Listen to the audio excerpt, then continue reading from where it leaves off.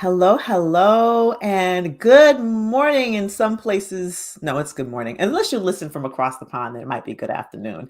I'm Dr. Maisha, and welcome to a live episode of the Black Mind Garden, where we are remapping minds so you can create a life you design.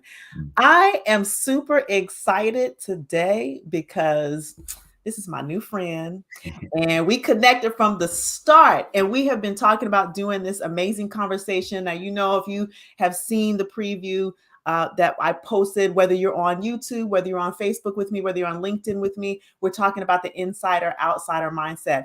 And this brother right here is just amazing. I can't wait to get into the conversation. I want to welcome Noah Prince of he is a consultant, a DIB consultant and coach. And I'm just really looking forward to having you in this conversation. How are you today, my friend? Oh man, Maisha, thank you. I'm feeling really alive. As I shared with you before we started this segment, I've been feeling a synergy with you again since we've met. I love connecting with human beings, especially in this still pandemic and still viral era that we're in. The energy is transmitted. So I'm excited to be here and for this conversation we have ahead of us. Well, thank you. Thank you for being here. Thank you for the conversations leading up to it. We've had a few. I really, we have had our conversations and I've gotten to know you a bit. I would love for my audience to get to know who you are and how you've come to be where you are, like how you've come to do this type of coaching. Share with us. Awesome. Please and thank you. Yes. So again, my name is Noah Prince, and I would describe myself in a couple different ways. One of them, I suppose, would be that I'm a 45-year-old white-skinned, cisgendered, heterosexual male as far as some of my group identities. I'm also a universal citizen. I consider myself definitely a traveler of the universe, not just this world. I consider myself a poet, a reader, an educator, a student, and a creator. Um, a little bit of my story is that my parents are first generation American. My dad's parents actually literally escaped the Holocaust, and I was not born in this country. I was born in Iran, actually in the 70s, when my parents had spent almost a decade abroad in the Peace Corps and teaching English internationally. And I was born in Iran in the late 70s, and then we came back to the US. I grew up in a working class household, a Jewish working class household with parents that really believed in peace and justice and a global community.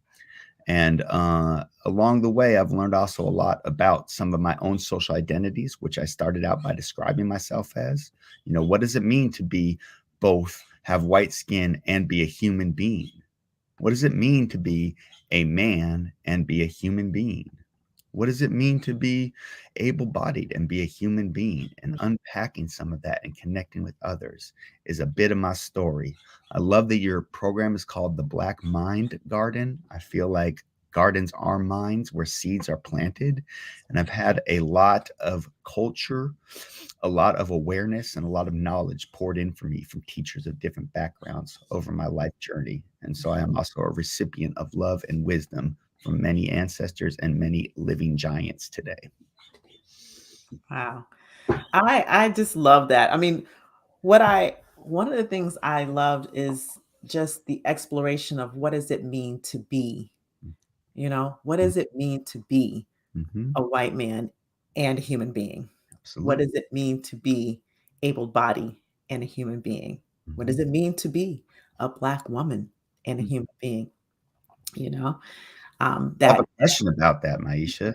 yeah. Okay, did you this is for me the paradox is that I haven't always had to think about being my skin color in order to experience my humanity. Hmm. And I've heard and I've learned over the course of time that particularly for people who don't necessarily have white skin in America, that's not necessarily a privilege or an option. Like people are like, no, I'm pretty aware of my group identities. I have to think about that for a lot of different reasons. Was that part of your was that part of your development or were you different than that? It's interesting because um, I think that it was always in the in the consciousness, Mhm. right? Mhm. Like you grow up and you know that you're a Black girl, Mhm. and I grew up, in Huntsville, Alabama, Wow. 40 minutes down the street from Coleman, Alabama, which is one of the homes of the KKK. Absolutely. And I was aware of that. And I was aware of where I should not go. And I Mm, was aware of the neighborhoods where I might not be welcomed. Right. I mm, was aware of that. Right. And it in that at that time it didn't impact, and I think it's by the grace of my mom and who she was for me, it mm, didn't impact who I thought I was as a worthy human being, mm, as a person who could accomplish or could go anywhere. mm, And I interestingly enough, I didn't personally experience overt that I can remember racism until I actually moved to Atlanta mm. and went to college. And so I believe, in retrospect, hindsight's 2020. I really believe that my mom shielded me from a lot of that. There were things that I saw her do that I didn't understand that I now understand. Like Mm, she led with, mm, "I'm Dr. Frazier." And I mhm. never understood why, even in places where it didn't seem relevant. It didn't Mm, seem relevant that mm. she would lead with, "I'm Doc. Dr. Frazier." And now I get it. Yeah. I get When it. systems don't bestow necessary, when they're not necessarily built to bestow everyone their honor and dignity, your mother, it seems like, was teaching you to claim that sovereignty for yourself. That's right. That's amazing. That's right. And I'm struck that, yeah, you did have to think about, on some level, your skin color growing up. And it was probably about 14 years old when I really thought, oh, I'm a white guy, like Mhm. 14. So there's, Wow. Yeah. yeah, yeah, Very interesting. So this, as it sounds like, that's a perfect segue into this insider outsider mindset. And but before we get to that, though, yeah. I'm sorry, audience, I'm going to put you on a cliffhanger for just a moment. Mhm. I really want the audience to know what you do.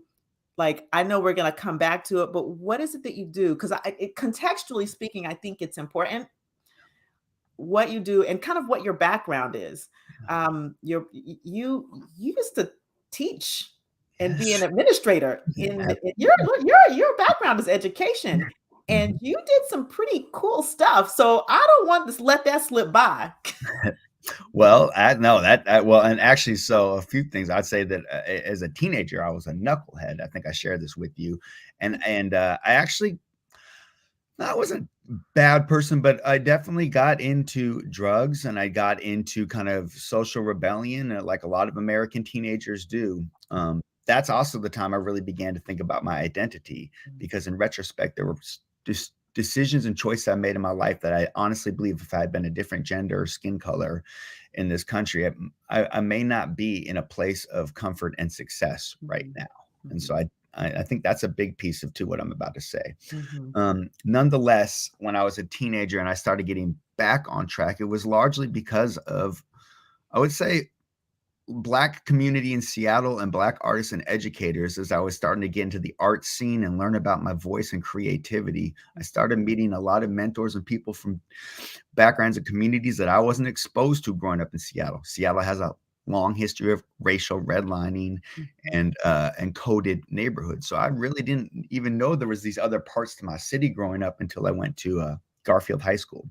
And I met these folks in my teenage years, and that started kind of reorienting my humanity. mhm, It kind of started realizing I had a voice. Maybe there were reasons why I was even rebelling or acting in a rebellious way, because I didn't necessarily align with the adult society I saw laid ahead of me, but I didn't have the words or the analysis for that. And a lot of creators and community organizers helped me find place and community and that voice. And that was mhm, powerful for me as a human being, as a white man, and as a youngster developing into my formative years, as moving into young adulthood. From there, I actually ended up uh, getting going through a program called Running Start, and then going to the Evergreen State College Tacoma campus, which is a famous university in Washington that was founded by Black women to take a public education model into the community in a way that would be of service and upliftment to that community. I actually have a BA in Black feminist thought, and I had don't the think I honor. do that. You told me that one. Wow. So from 14, like I'm a white boy, to 21, I got a BA in Black feminist thought. That was that's where those awareness code years kicked. Whoa.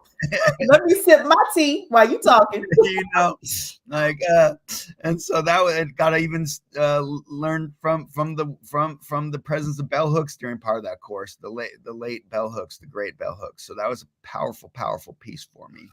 From there, knew I wanted to go into education as a platform to connect with other youth, and really bring a racial equity lens and a creative lens and a social justice lens into that. I spent about 10 years in the classroom, both in Philadelphia and then back on the West Coast in the Seattle area. Became an administrator for Seattle Public Schools, doing racial equity work. And then about 11 years ago, I'm 45 now. I'm about to be 45. About 11 years ago, I was challenged in a good way, supported and challenged by a lot of my community that know me for a long time, appreciated the ways I was striving to show up as an ally, because I am of the mindset that people bestow the term allyship upon you. You don't just claim that for yourself if you're an insider. But as I was striving to behave like an ally, I had a lot of community say, man, we love the ways you showed up, but you haven't necessarily tapped in with other white men all these years. And it's true, I had not, for a lot of different complex reasons. From self-love, maybe even, and self-awareness, to how do I meet people that are in a way different part of their journey that also share some of the identities that I share and some of the cultural insiderness in this country. You know, I taking it all the way back to my teenage years when I read the autobiography of Malcolm X. He suggested that white people can really do a lot of good for this movement, particularly when they're willing to undo white supremacy or racism in their own communities. So I've been on that journey of humility, learning, practice, love, and growth for about 11 years now.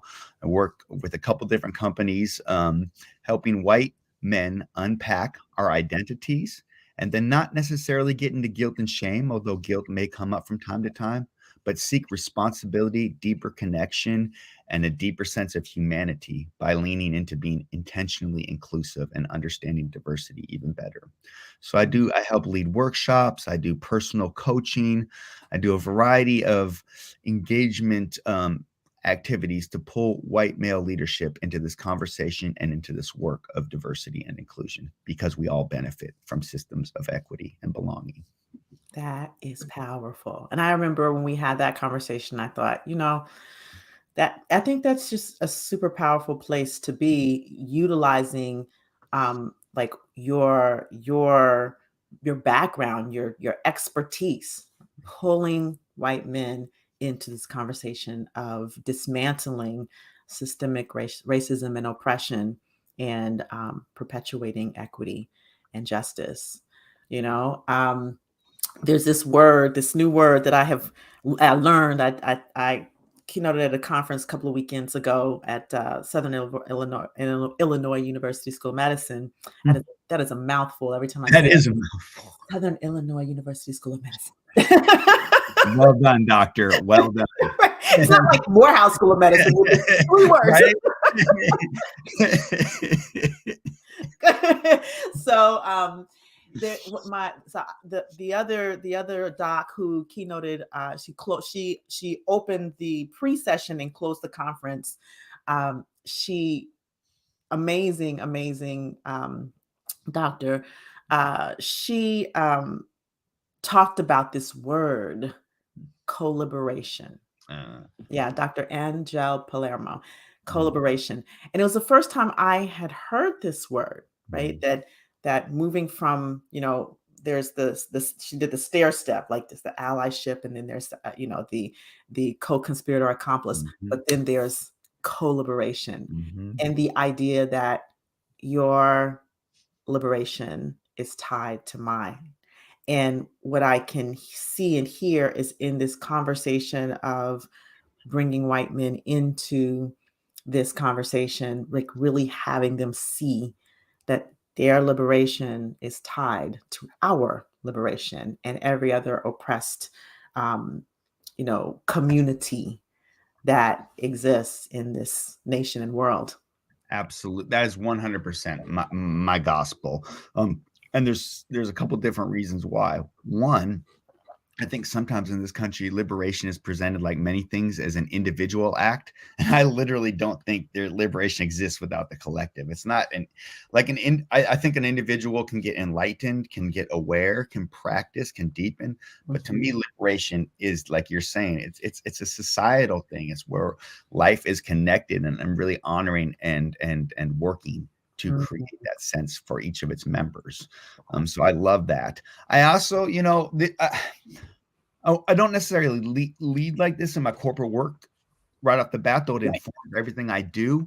I would say that I am of the belief that race itself, skin color, is a man-made on one level concept, and it's a white-made concept that categorized white skin in a racial hierarchy or caste system above black skin with a couple of different categories in there, and to really justifying the transatlantic slave trade during European Christendom and colonialism in the 1600s and moving forward.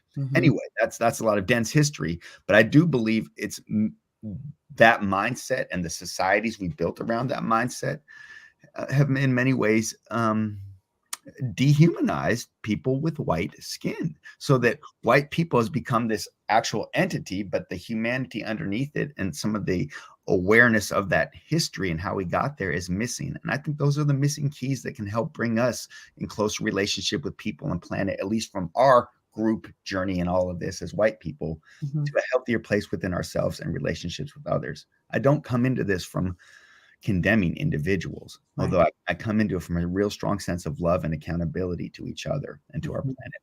Yeah.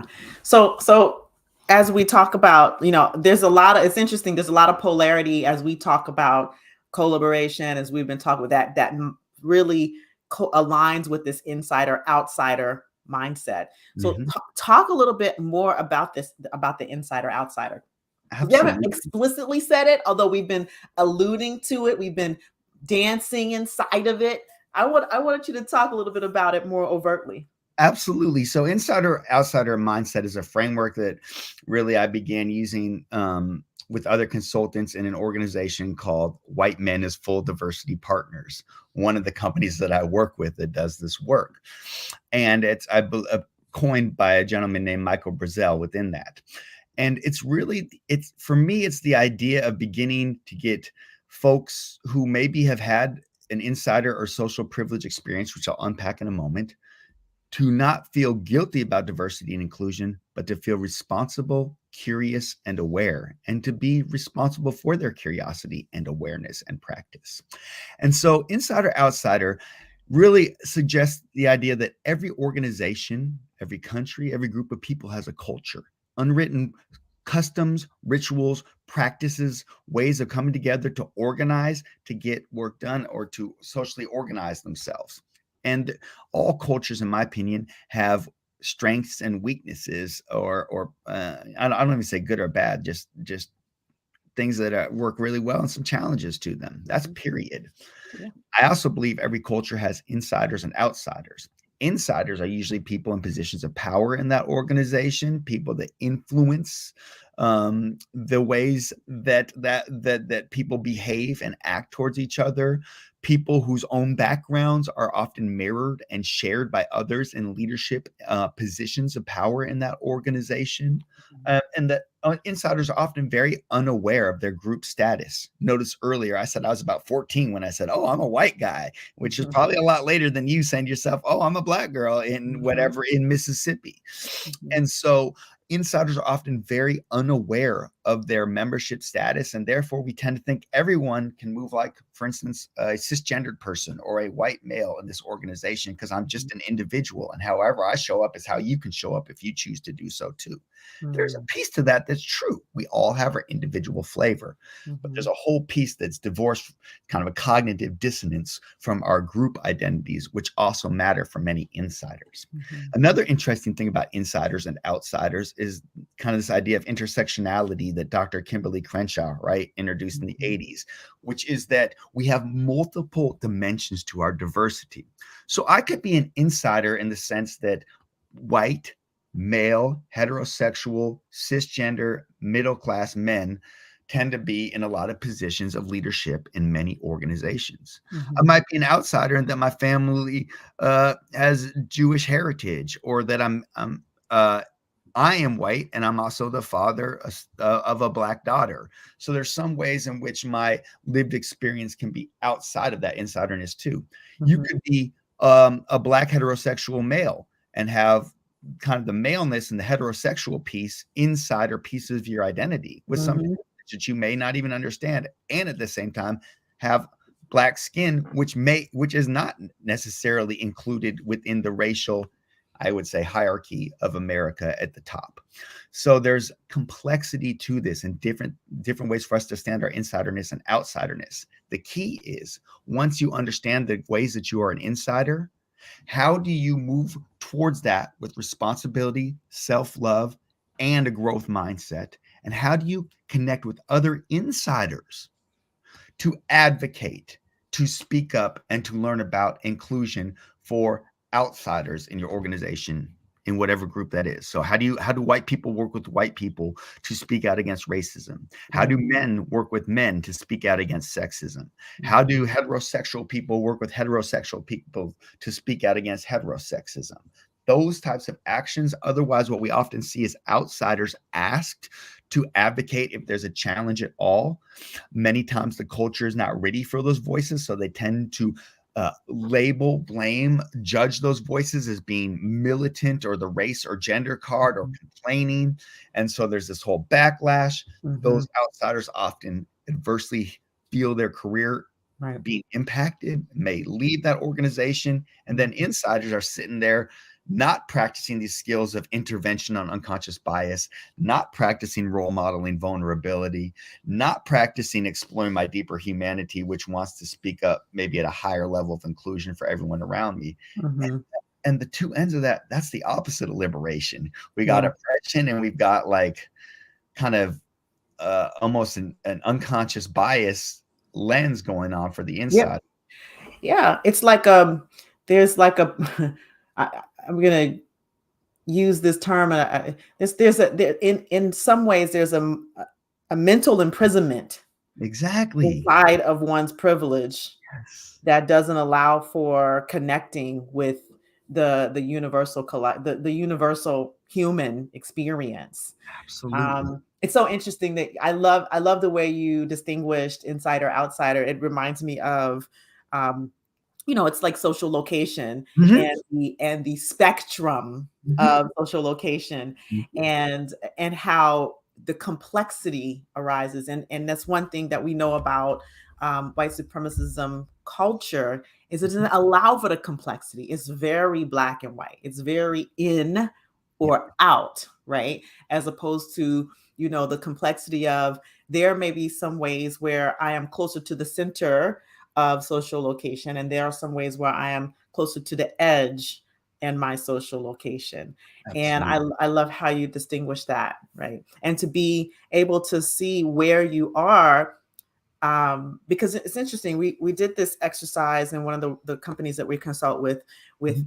with the executive senior leadership team, Mhm. and some of the black male and female leaders recognized. They were like, "Oh, I'm not as far off on the edge as I thought that I was." Mhm. Right, Mhm. and then um, there's this complexity along the leadership team, and Absolutely. it's just interesting to, like you said, to be able to be responsible for where you do have that privilege and power, and to advocate for those who are at the the latter edges of that wheel, like you Absolutely. said, have the outsider-ness going on.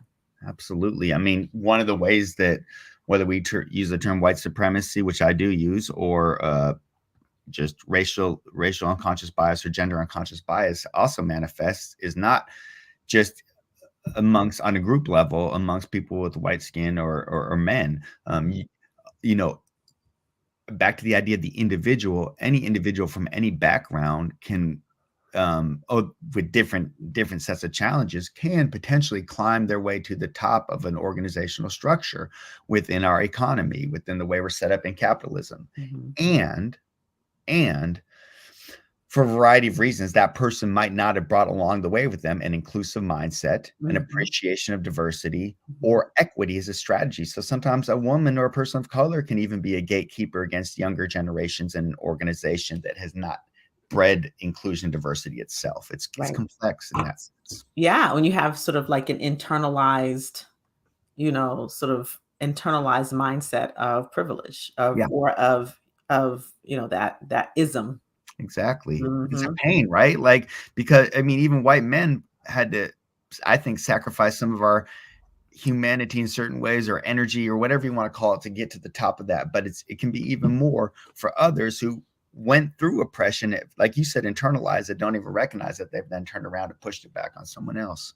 So there's systems work to be undone here, and there's ways that I think insiders and outsiders can do their own group work within that, so that people are maintaining everything from mental health and community support to challenging each other. And then I think there's a way we can come together within that and really work for systems.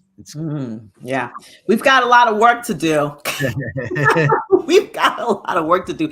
And you know what I think is, which is why I appreciate the work that you do, is we've got also a lot of trauma to unpack in all communities, right? I can imagine that so there's the obvious trauma to the oppressive communities, right? To the Black community, to other oppressed communities, identities. And I can imagine for some, maybe not for all, because some people are still sleeping, that for some who are white-bodied people, to imagine that their lineage, their bloodline, is connected to such heinous acts, like that would mean that they're connected to, even though they didn't maybe directly do those things, that there's some things to unpack about that, like some trauma to unpack around that, right? That they inherited a particular conversation bred out of violence and supremacy. Like, I mean, if I woke up and found out that my great grandfather did these things, I might feel some kind of way too. And I might not even understand that and still be in some ways, living in the blueprint of that. For example, my parents came to Seattle in the late 70s, and they wanted to first they were looking at a house on the south end of the city that really interested them in a diverse neighborhood. And the real estate agent actually showed them a property on the north end of the city, which historically, due to racial redlining, really has been only for white people to have access to. And so I say that to say that my first generation of American parents now have like a $1-point-something million nest egg, which that's how generational wealth is begun to be created. So sometimes it's like, sometimes there's like this intense feeling of like, I can't connect to my family's maybe slave owning or racially violent past towards others. Sometimes it's like, I'm not even aware of how it's impacting. Desensitizes my life's journey has gotten to where I'm growing up here. And again, back to this idea of humanity, when I'm living in that state, divorced from those realities, I don't think my full-on communal development as a person, my citizenship development as a national citizen, is fully in tune. I think that I'm living a pretty sanitized version of that. And I think that's where some of the deep benefits for particularly white people in these pressing times, if they're willing to do anti-racist work, can kick in. It's like, no, there's a bigger world. There's bigger people. I come from this. I'm connected to this. And I can help change the direction of this too, if I want to roll up my sleeves and become involved. And so for me, that's a big piece of it. But there's got to be some willingness to be uncomfortable. Absolutely. There's got to be some willingness to experience some grief, and some pain and some hurt and some confusion. And and to be in more question than answer, right? To be in a state of non-closure, right? This is And part of the when we work, and I think reform, that's the place where there's historically been a stop. Like I can't handle, like I can't, like that. There's no resilience for this work in the white community at large. and what's my narrative beyond? So exactly everything you said, plus one to the whatever. But and then on the flip side, and then when I've begun to do that work, how do I? We always expect as insiders people to find themselves in our organizations. Have you ever found your humanity in a black image of God as a white person? Have you found your humanity in the arts expressed, or the book, or the words or ideas expressed by people that don't look like you? If not, no, there's a huge opportunity to grow and go deeper and learn more about yourself. But we have got to be able, as you said, to step out of some of that centeredness on insiderness, some of that comfort, and look for something deeper. And part of that is us supporting and challenging each other to do it. Part of that is working in partnership with others so that we're held accountable to do that, and we're growing together, whatever your inside group is. Wow. Well, I tell you what, I think that's a beautiful place to pause. This is just, I mean, I think that it comes full circle to collaboration. Indeed. Indeed. Full circle. Like that's just, it's beautiful. We used to call it symbiosis. Me and my friends, Symbiosis. we would practice. We're symbiotic. We're like clownfish and anemones. Like we're living in the same ecosystem. We're taking care of. We see each other, so it's not just we're tolerating each other. We see each other, and we're putting that work with our talents to make this flourish. So yeah, co-liberation, baby. I love that symbiosis. You say a clownfish and a where would you anemone. Anemone. Like, watch how they live. There's two creatures that are like totally different. They look like they kill each other or whatever, and there's like no, they really intertwine to make a healthy ecosystem. Listen, your teacher, your teacher educator, just came right on out. Like, let me go open my science book. My son is in the second grade, so I'm having to learn all that stuff again, all of it. But my son came to me today talking about not today, but yesterday. I want to learn multiplication.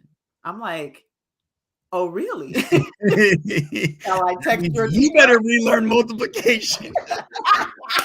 I'm like, man, the new math.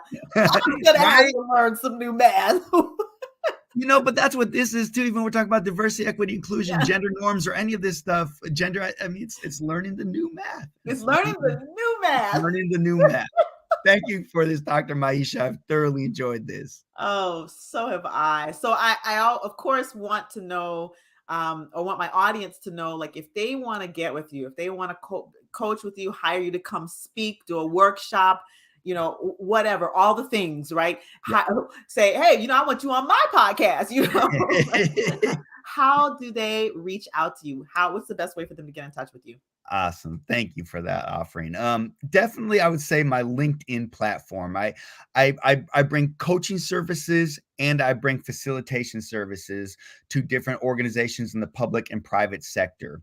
And meeting me on my LinkedIn and having a conversation from there as to the best ways I can help leaders or an organization move forward and help the insiders in an organization in particular get on that journey. LinkedIn is probably my central clearinghouse for that. Cool. So connect with Noah Prince on LinkedIn. He's got some fire content. I before we actually connected, I had been following you for a while. I think I shared that with you. Yes. And then kind of commenting and engaging for a while. And I was like, let's talk. So we will have all of this information, you all, in our show notes. If you are with me on YouTube, we'll put it in the description so that you can access Noah and reach out to him. Find him on LinkedIn as well and follow him and connect with him if you want to engage with him directly. Thank you. So thank you so much for coming on and having this dialogue. I said it before we even started. This is the first of a few, so I expect that we're going to be having another conversation soon. And I love chopping it up with you. I really do. I love chopping it up with you, and I'm looking forward to what we can build in the future. Thanks. Absolutely. Well, y'all, so I wish what I want you to do, audience. First of all, I thank you for your listen, because I know without the audience, there is no podcast. I would love it if you went and shared this episode with someone, with a family member, with a colleague, with a friend, and, leave a review. Leave a review to let us know what you thought of this episode, what you think of the podcast, because that's how we get the word out. That's how we spread this message. That's how we make a difference. So go share this episode, go leave a review, and let us know that let us know that we are making a difference here in your world. And so with that, I bid you adieu. You all have, oh, you're so welcome, Gail. And so I bid you adieu. I will look forward to seeing you all on the next one. Have a wonderful rest of the day and a wonderful rest of the week. Namaste, y'all. Namaste. Thank you.